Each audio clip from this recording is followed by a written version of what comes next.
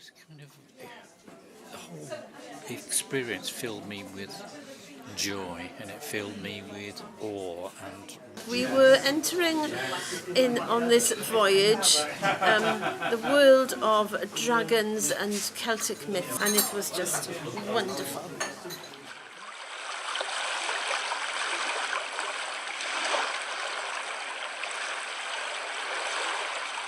It was the 16th day of September in the year of 2017.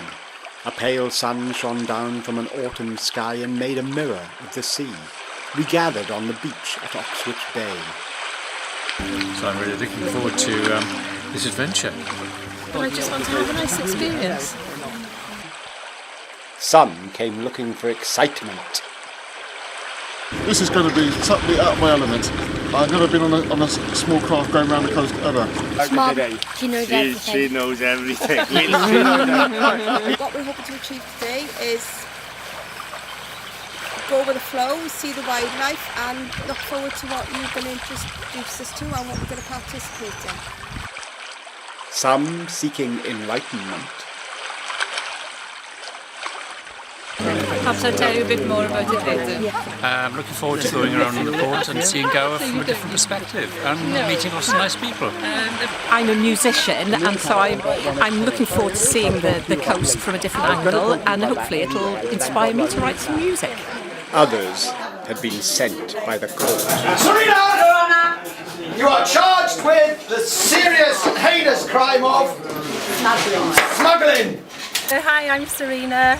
We came for a walk along this beach actually, and then decided to go to the King Arthur and have a meal, and then obviously found out that there was a comedy show happening and got involved in that. Now, ladies and gentlemen of the jury, I urge you to consider the 5 defendants' rather slim defence and find them guilty and insist upon at least one of them being hung.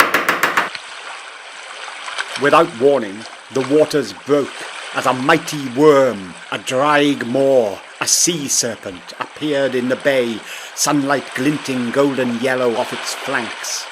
It beckoned us forward. So we're at Worm's Head now. It's a beautiful tidal island,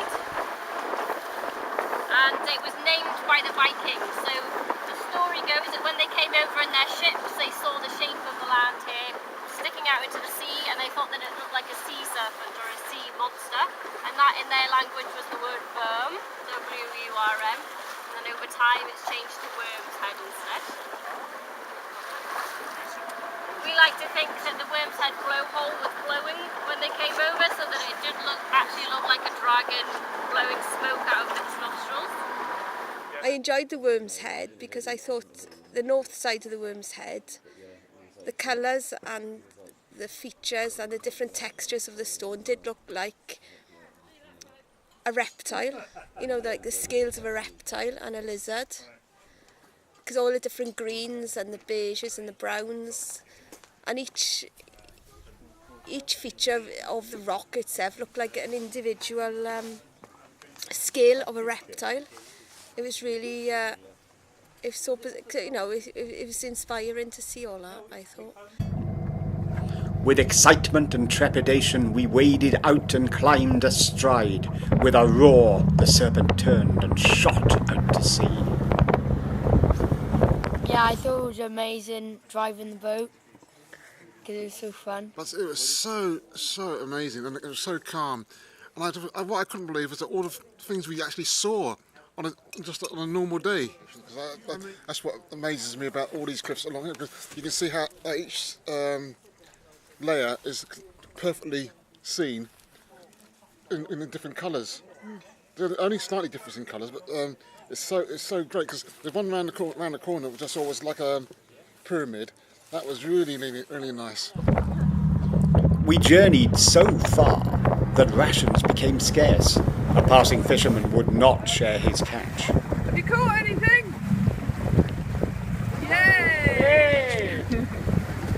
And so we came by the Devil's Bridge. I can't see that properly. It was great. It was like it was framing the land kind of behind it, wasn't it? So it was just like a window looking in from sea, but looking into the land, and you were looking through that window. To the place of the Gwerin Morlo, the Selkie, called by some mermaids.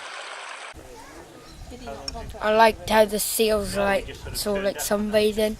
You don't see it every day really. It's really unusual. Entranced by the spell of the Selkie, we drifted closer and closer to the jagged rocks. And that was one of my favourite pieces of coastline that I've ever walked, and I've done a lot of Britain actually. There's what we stopped. I was with a walking companion. We stopped, having started in Port Einon. We stopped at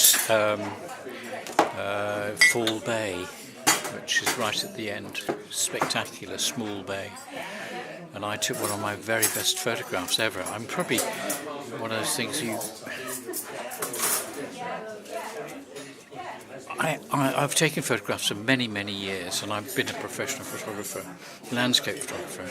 So, I've taken thousands upon thousands of pictures, but there are a few standout ones, and one of them it was taken at Full Bay at the dawn as the sun was rising and shining into the camera and shining on the water and the dark rocks, accentuating the brightness.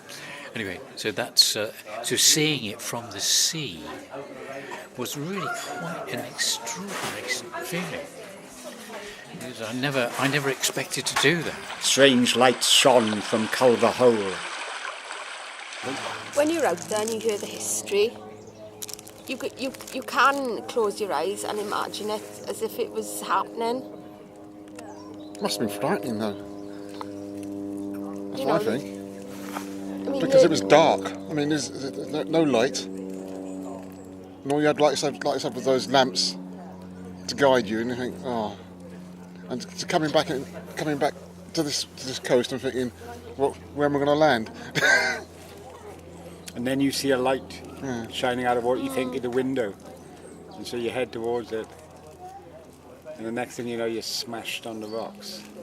That must have been absolutely terrifying, wasn't it? I mean, yeah, it was a way of life, though, wasn't it? Really. Well, people were desperate. Was it ways of getting by and?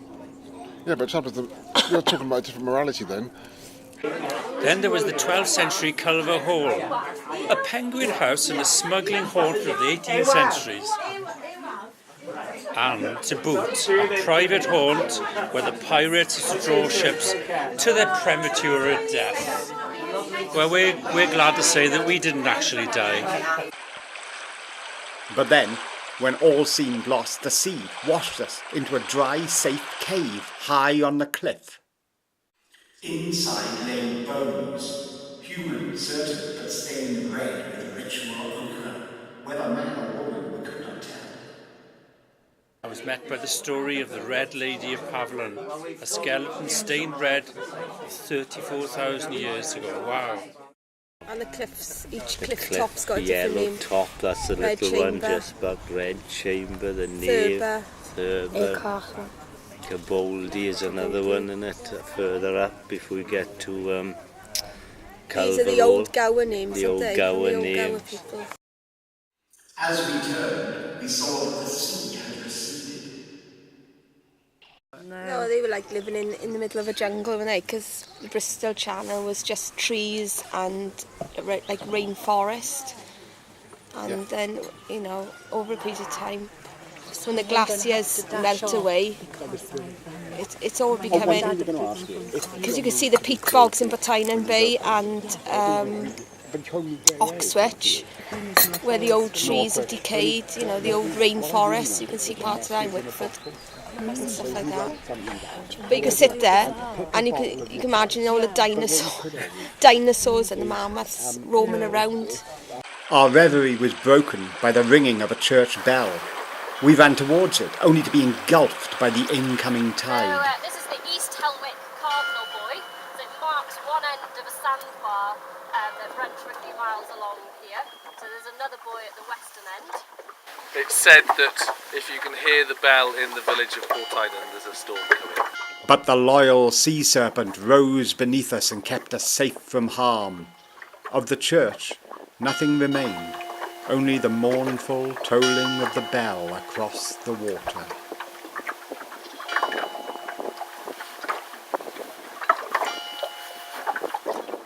One of our number pointed to the horizon. With the rainbow as well, it was like that was our little pot of gold, and the pot of gold was to see all those dolphins. So we did find our treasure. Gannets? Yeah, when they were diving in. I mean, They hit the water. such a force. They remind me of Tom Daly. Oh, yeah. They do. They remind me of Tom Daly doing the Olympics, jumping off a high board. And because they jump with such perfection, there's hardly any splash at all, and it's a perfect 10. Oh yes, we admired, gasped and awarded marks for agility, poise and aerobic performance. Each dolphin deemed worthy of a gold medal. The dolphins then were like synchronised swimmers. That's true, yeah. You know, they did it in with pairs, didn't they? With their action, very, graceful. Yeah, it was like watching the Olympics at sea, really. And I think the thing that made it for me was the dolphins splashing around the boat and making little screeching sounds and slapping their tails in the water. They were just amazing. It was as if they were out there in dolphin world waiting for me to be on the boat. I got sent to sea to become a mermaid, actually. So have you become a mermaid? I think so. I think I became one with those dolphins. As the day began to draw into evening, we made landfall once again at Oxford Bay. Our friends and family were waiting. Some even paddled out to meet us. Well, look, I'll tell you what, I'm going to give you these so that you can hand them out. Fantastic! Teddies! Little butterfly just passed by. There we go. So these are for these well-deserving crew. Happier, wiser, and forever changed by the wonders we had seen, we felt compelled to give thanks and to tell others of our time on this voyage of the Sea Serpent. Often music is inspired by the landscape, so as I was on the boat, I was thinking of perhaps bits of music that could come out of it. I mean, things like there was a continual sound, like mostly the sound of the engine of the boat, the lapping of the waves. But it was lovely to hear that the bell of that buoy, that sort of struck me that could come into a piece of music. And so, how was it on land? I'm a gardener, so for me it was all about the smell and the feel of the soil and the ground and the plants that we came across. I'm busy drawing a diagram in my head, which is what I always do. It's a great big spider's web diagram with things like warmth, timelessness, friendship, old and new. And then as we came out of the woods up onto the fields, it was kind of like being part of the sky, because it sort of started to rain in a sort of dampish, half Daphne du Maurier type of rain, where you could have been at Mandalay. Were you thinking at all of your friend who'd been sent to sea? No. Totally in the moment. Don't care about